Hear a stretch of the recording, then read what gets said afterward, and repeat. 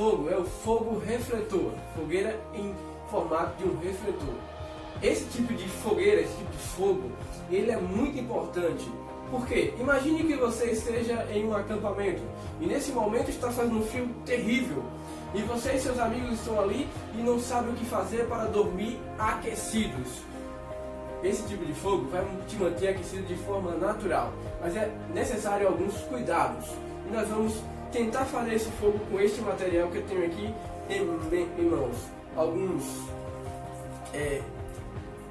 não sei o nome disso aqui, canudinhos, né, cortados, umas lapiseiras, borracha e esses utensílios aqui. Mas pode ser qualquer outro, pode ser vela, pode ser pedaço de madeira, ou então pode ser um piloto ou 3 pilotos.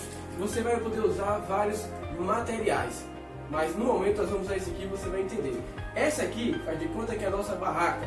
O tempo está frio, a noite de luar está totalmente congelante, nós montamos a nossa barraca e precisamos nos aquecer. O que é que nós podemos fazer, querido desbravador? Nós precisamos montar um fogo em formato de refletor. Podemos usar algumas pedras grandes, ó, aqui as nossas pedras grandes, vamos levar em conta, viu, desbravador? Use a sua imaginação e formar uma muralha para que o fogo, ao refletir, ao passar, ele bata e retorne para a nossa barraca. Usaremos algumas pedras ao redor do fogo para que este possa ser condicionado a um local só, uma direção só, tá certo? Vamos lá, desbravador, vamos montar aqui o nosso fogo.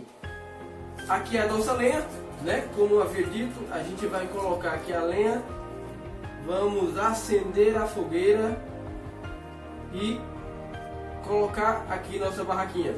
Observe o detalhe, o vento precisa estar soprando na direção da muralha, para que o fogo bata na muralha e retorne para a barraca. Você entendeu, desbravador?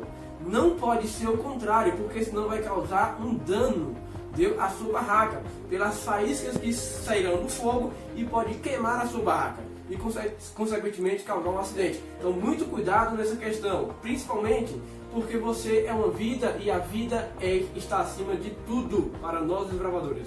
Observe um detalhe, para que eu tenha esse cuidado, este fogo essa barraca precisa ser colocada em um local ideal, nas condições de ventos ideais, certo? E então fazer o nosso fogo com um certo distanciamento para somente o calor chegar lá e não as faíscas. Esse é o nosso fogo refletor ideal para momentos frios, para tempos frios e acampamentos em que as condições climáticas estejam geladas. Valeu!